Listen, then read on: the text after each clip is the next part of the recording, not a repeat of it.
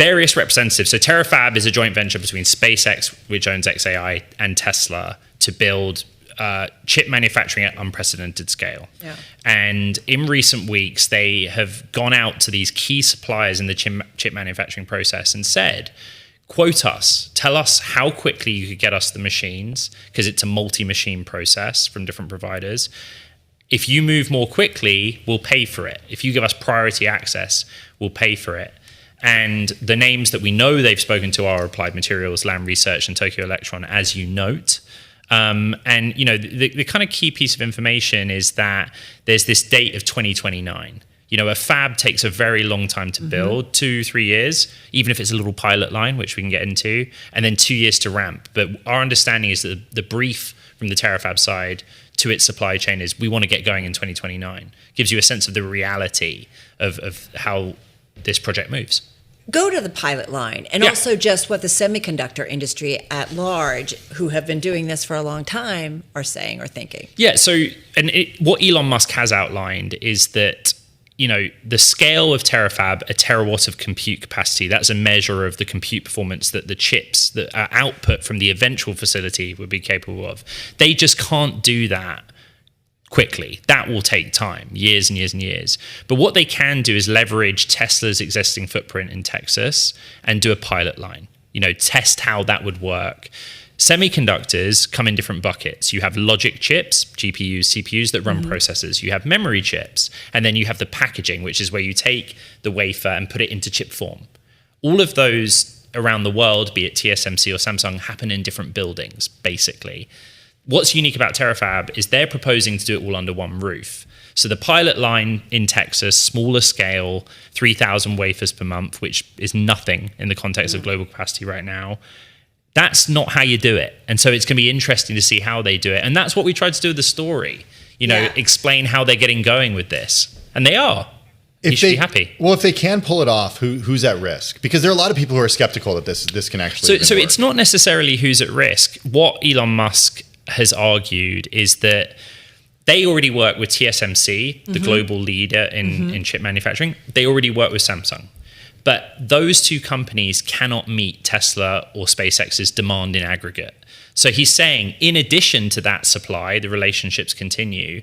We're going to have to do this ourselves to get the chips, the volume of chips, in the form that we want them.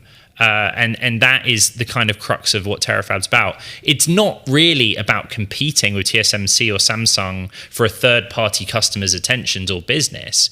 It's about serving themselves. But would they need TSMC and Samsung if they can do this themselves ultimately? Well, like reminds me of what Apple, you know, did years ago, moving away from, I don't know, let's say Qualcomm, for example. As Elon Musk points out in another post on X directed in response to my post, the deal with Intel was announced last week. So, you know, we don't know much about that.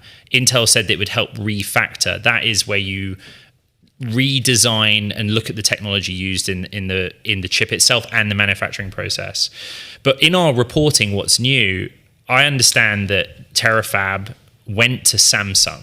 Samsung is a chip manufacturing partner of Tesla already, and said to them, how could you be involved in the Terafab project? Samsung's response, all of this is according to anonymous sources, was, we don't want to be involved in Terafab as a joint venture, but why, as a counterpoint, as a counter to that offer, what if we did better in Texas where they're building capacity right now? What if we ramped up quickly, allocated you more of that capacity in Texas? And that's where we've left it. We don't know what the net result of that was. You know, here's the thing, and we talk about this with you, Ed, all the time. Like, this is just an individual you never count out.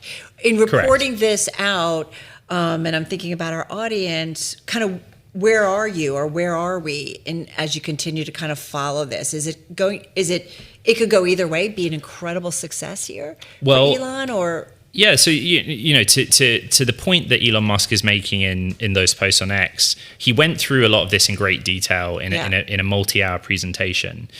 If you look at the number we have is a terawatt of compute capacity, which is again logic and memory chips, that all feeds into it.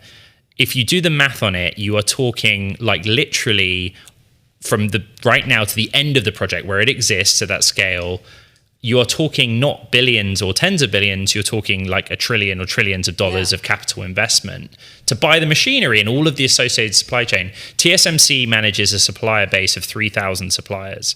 And this year, as you saw in its earnings, really committing to capital expenditures that will range into, I think, $56 billion, right? I'll double check that in a sec. But that's on an annual basis. To maintain and continue to expand their existing footprint, not build the world's most ambitious lead edge chip. Capital as much as $56 billion. The brain's still going. Nice job. It's just unprecedented scale. So what we've done in this story, please go and read it, is that the bits that are new is who they're talking to, what they've asked of them. In one case, one supplier was asked to give a quote back over a holiday weekend. That's classic Elon Inc, right? That's how they want to move fast, get stuff done, no excuses.